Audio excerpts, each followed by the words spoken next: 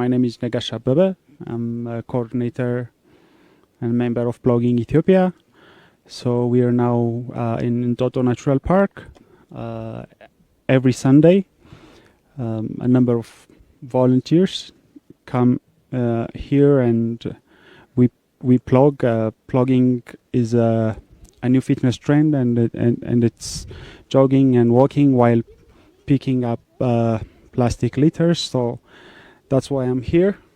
So far, in almost a year, we have picked over 800 kilogram plastic wastes from the park, and we were able to involve over 200 people in doing that. So when I said 800 kilograms, we're just so you know, your viewers know, we're talking about only plastic wastes. So that's a huge waste, given that it is just a plastic. Overall, it is reaching sort of like a pandemic stage. There is so much plastic waste everywhere in the country, and that should be alarming. We have to do something about it. For example, Kenya banned plastic bags years ago. Eritrea did the same thing. Just a couple of weeks ago, the UN, I think they came up with some kind of amendment. They want to do something about the plastic because it's also a global problem. For example, there is this latest research on microplastics. Microplastics are plastics that are their length is 5 millimeter and below. So researchers estimated that a single person breathes between 100 to 1,000 microplastics.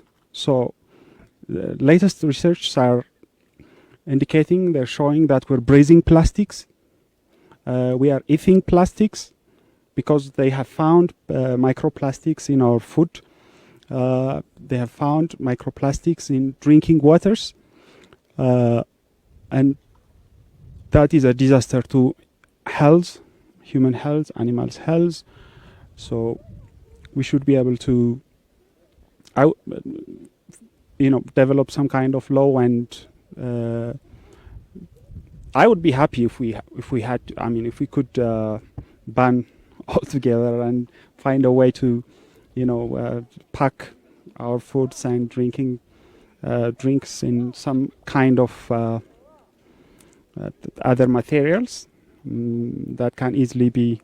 That's one. And the other thing is we have to have an efficient waste management system. Okay. And we have to raise the awareness of people. It's almost a common thing to see even people driving cars. They drink their water, and they're used to throwing the bottles on the streets, while they could keep the bottles in their car. There's definitely a space there, and they can properly put it in its in trash cans or the right place. So starting from raising people's awareness, because we are the one, people are if we have a really efficient and effective waste management system, the disaster plastic is causing, or the magnitude that I said earlier about microplastics wouldn't be this high. Okay, so the media should be working really aggressively to raise people's awareness. We have to have laws and regulations, the right laws, the necessary laws and regulations. Our neighboring countries have done it. Rwanda in Africa is these days really and they have banned plastics years ago.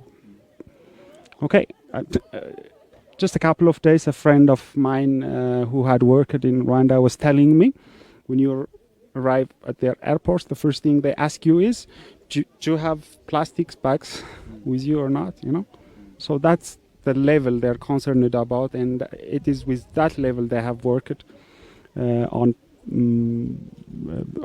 plastic wastes, and it's the most beautiful country in Africa.